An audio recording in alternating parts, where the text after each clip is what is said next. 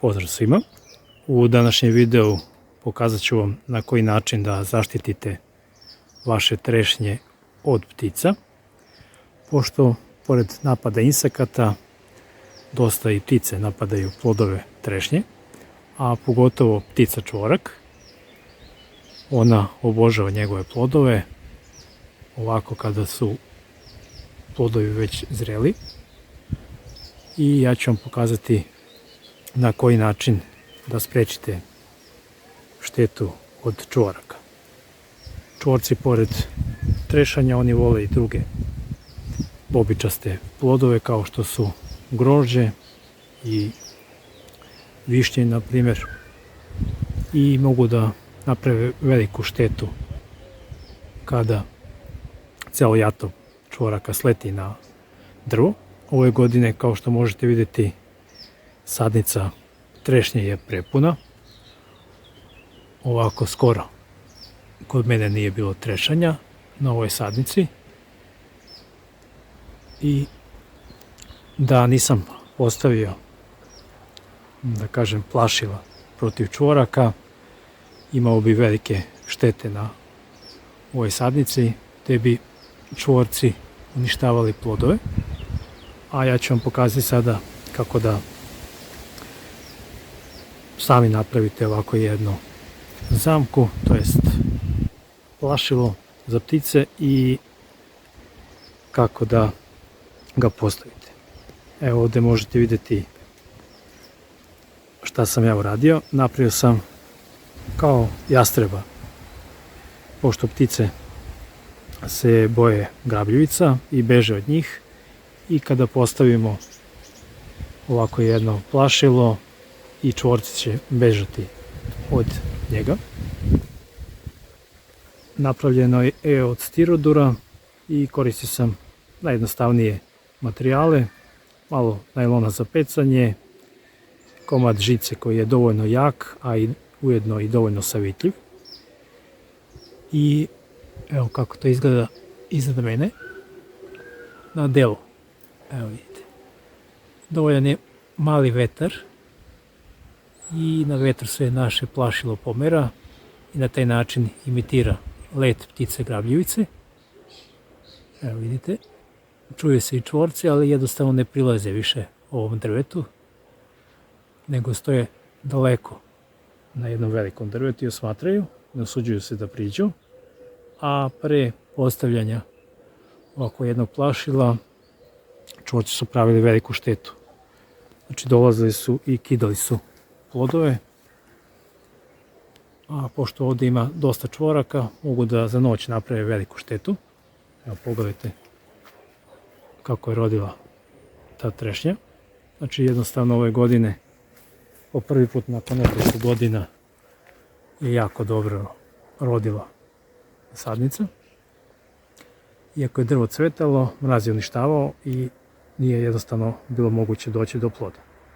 Evo sada ću vam pokazati i kako da napravite ovo veštačko plašilo za ptice. Potreban vam je jedan komad, znači stirodura. Na njega ocrtamo šablon kao ptica, kao jastreb ili kobac, orao, nije bitno, to su sve ptice grabljivice. I nakon toga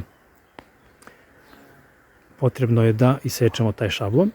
Što se tiče sečenja stirodura, kao i stiropora, ukoliko to radimo nožem, pravimo veliki otpad, znači on dosta otpada.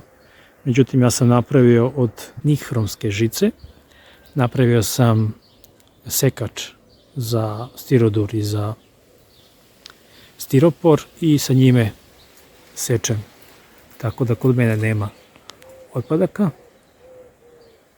A prvo sam isekao, znači napravio sam na šablonu komplet glavu, telo sa krilima i rep, i zatim sam usledio sa sečenjem tog dela.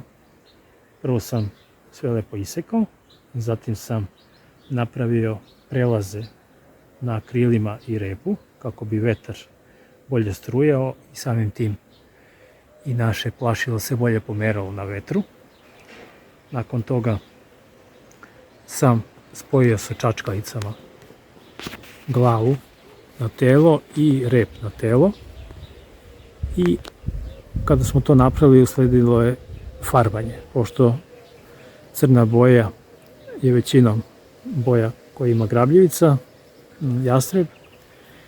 Znači ofarbao sam sve u crno i na taj način sam napravio gotovo strašilo, i potrebno je još samo da ga učvrstimo negdje na leđima, tako da bude u centru, kako bi lepo na vetru, kada jači vetar udari, pomeralo se levo desno.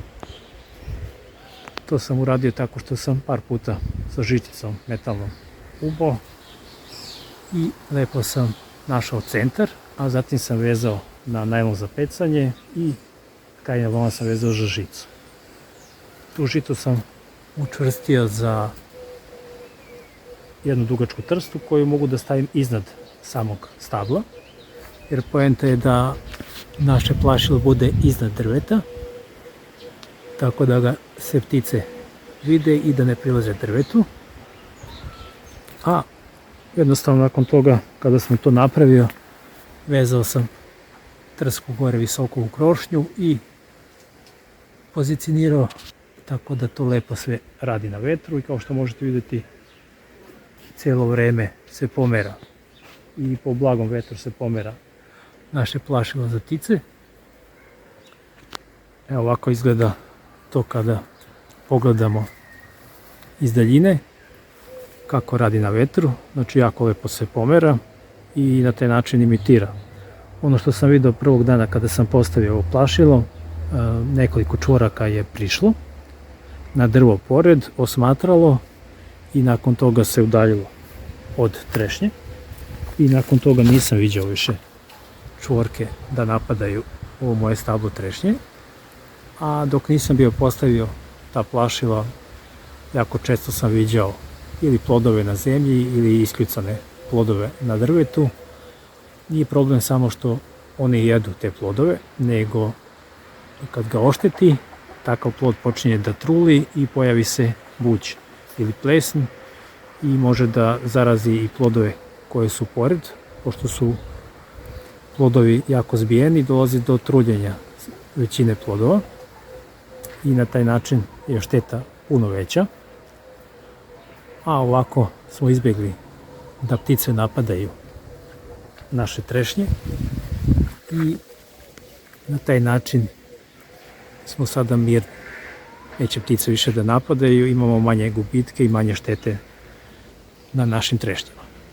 Evo, sada ste vidjeli kako na jednostavan način možete da napravite plašilo za čvorke i druge ptice koje napadaju vaše plodove, i veoma jednostavno i materijal koji nam je potreban i veoma jeftin. I to bi bilo to, a mi se vidimo u nekom od narednih videa. Pozdrav svima!